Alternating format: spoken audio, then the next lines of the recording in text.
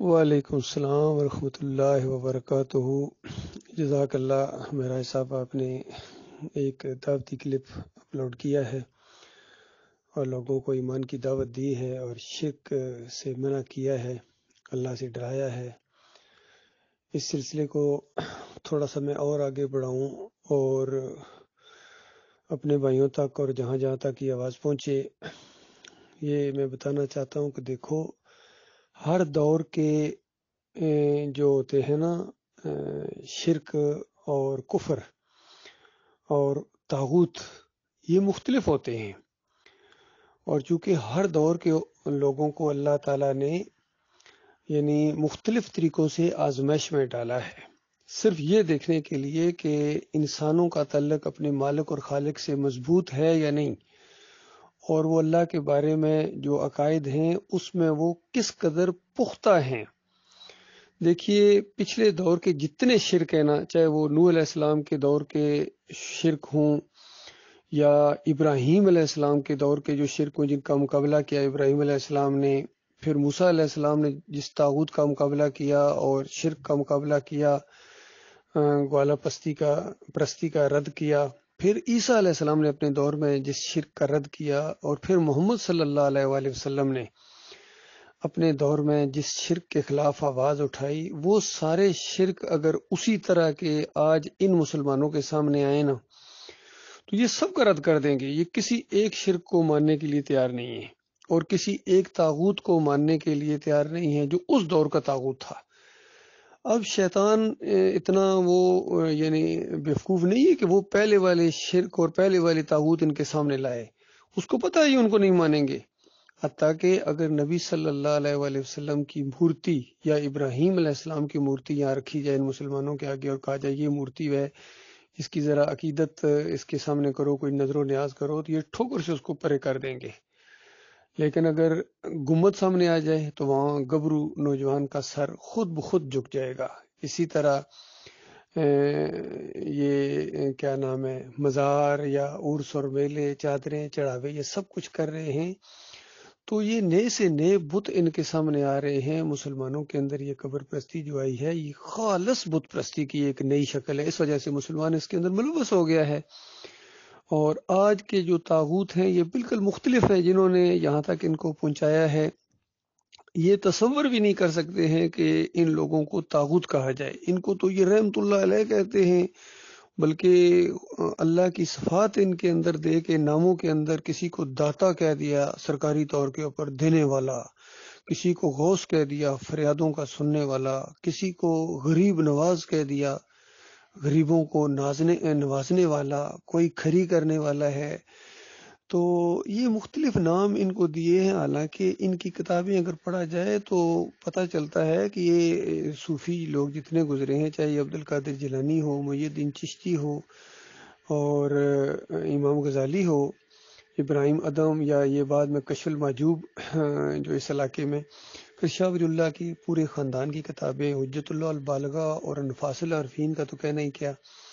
اسی طرح ابن قیم کی کتاب الروح پڑھو۔ یہ ساری کی ساری اگر کتابیں پڑھا جائے تو پتہ چلتا ہے کہ انہوں نے تو قبر پرستی کی بنیاد کو فراہم کیا ہے۔ یہ جو بت پرستیاں شروع ہوئی ہے، یہ انہی لوگوں کا ایجاد کردہ یہ دین تھا، تصوف کا دین،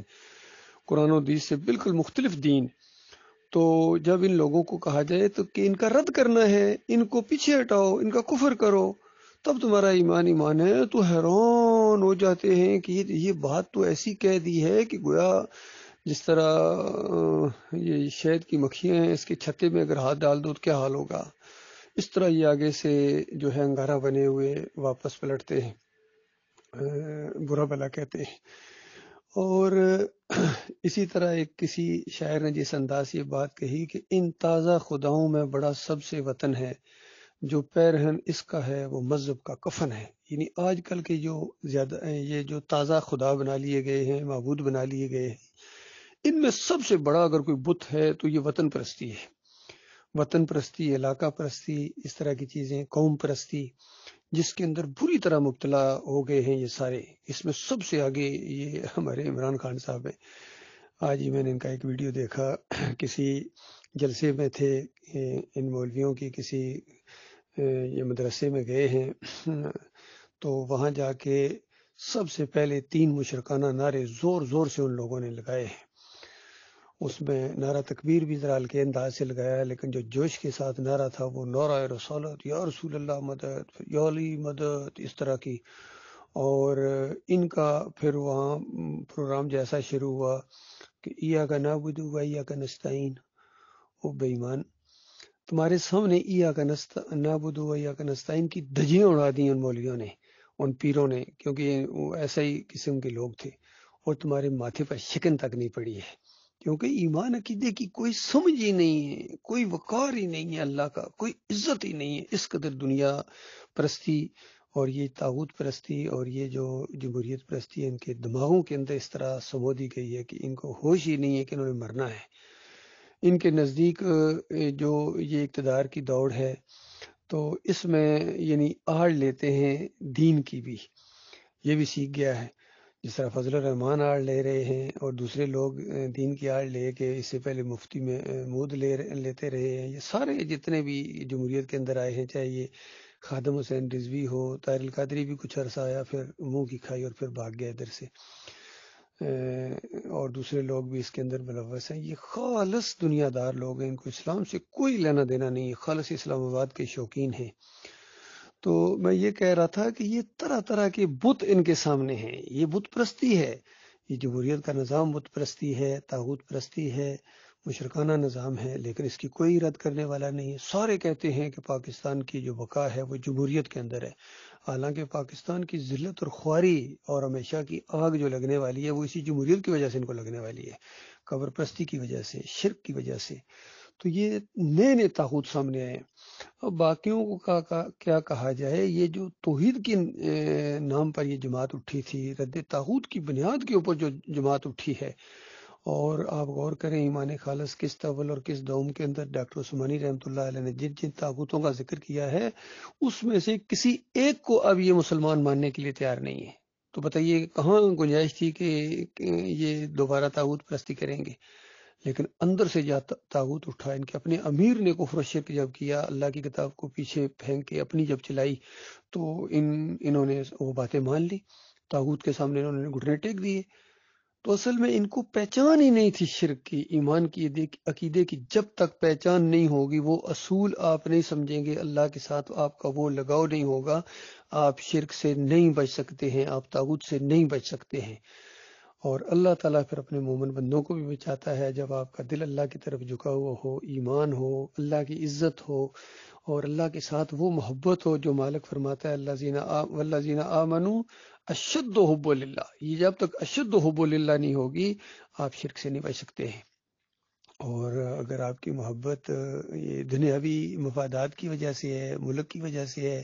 قوم کی وجہ سے ہے، یا امیر کے ساتھ کوئی ذاتی لگاؤ ہو گیا ہے، پھر آپ نہیں شرک سے بچ سکتے، نہ آپ طاغوت سے بچ سکتے ہیں۔ آپ طاغوت کے سامنے گھٹنے ٹیکے ہوئے ہوں گے، سجدے کر رہے ہوں گے،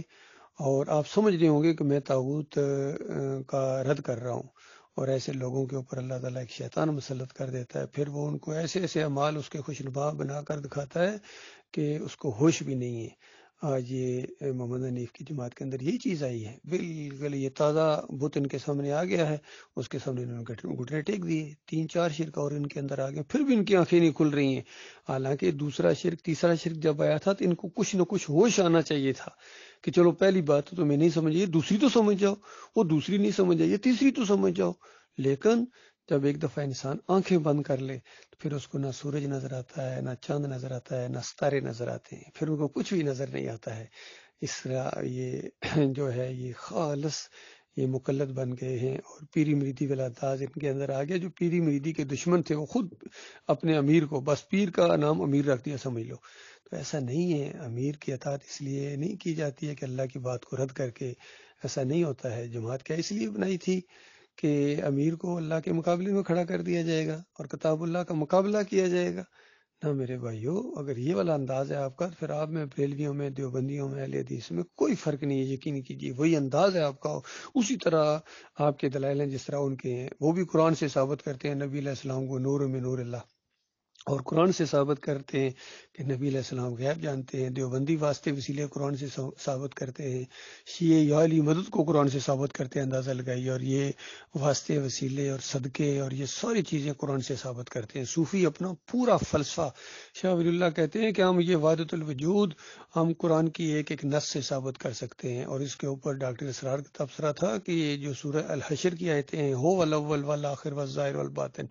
یہ وحدت الوجود ہی تو ہے۔ تو اندازہ لگے سارے، حتیٰ کہ اشرف علی تھانوی نے یہ کہا کہ اللہ کے بندوں کو نبی کا بندہ کہا جا سکتا ہے، تو اس نے سورہ زمر کی اس آیت کو استعمال کیا، قرآن سے ثابت کر رہے ہیں۔ محمود الحسن نے قرآن سے ثابت کیا کہ اللہ کے بندوں کو پکارنا یہ اللہ ہی کو پکارنا ہے۔ سورہ فاتحہ ایاک نعبد و ایاک نستعین جو توحید کی کڑاکے کی آیت تھی، اس کو شرک کے اندر بدلی کر دیا شبیر احمد عثمانی نے اور محمود الحسن نے، اور سارے اشرف علی تھانوی اور نیچے تک یہ مولوی شفیع اور مفتی محمود اور یہ ابھی تک تقی عثمانی اور رفیع عثمانی، سب نے اسی کو شرکی عقیدے کو اپنایا ہے اللہ کی کتاب کے مقابلے میں۔ تو یہ معاملہ ہے اللہ کے بندو، پہچانو اپنے مالک اور خالق کو، جب پہچانو گے پھر تم ان شرک اور طاغوتوں کو پہچانو گے۔ تو اس دور کے سب سے بڑے طاغوت یہ ہیں جو یہ توحید کی دعوت لے کر اٹھے اور شرک اور کفر کے اندر اس کو بدلی کر دیا۔ اب یہ طاغوت بن کے ہیں۔ زندہ طاغوت اگر کسی نے دیکھنا ہے اس دور کا سب سے بڑا زندہ طاغوت، وہ کراچی میرے فیام میں جا کے محمد حنیف کو دیکھ لیں، یا سعید احمد لنڈی میں جا کے، وہ آج کل وہ ایسے گلستان جوہر میں، وہاں آپ کو جانا پڑے گا، آپ کو زندہ طاغوت نظر آئیں گے۔ اور اگر یہ دو بندے طاغوت دیکھنا چاہتے ہیں تو اگر یہ آئینے کے سامنے کھڑے ہو جائیں ان کو طاغوت نظر آئے گا۔ اللہ تعالیٰ ان کے شر سے انسانوں کو بچائے، اور سارے مسلک پرستوں، ان کے اکابرین، ان کے شر سے اللہ تعالیٰ۔ اور یہ جمہوریت کا نظام مشرکانہ نظام ہے، یہ بت پرستی ہے، اللہ تعالیٰ غور و فکر کرنے کی توفیق عطا فرمائے۔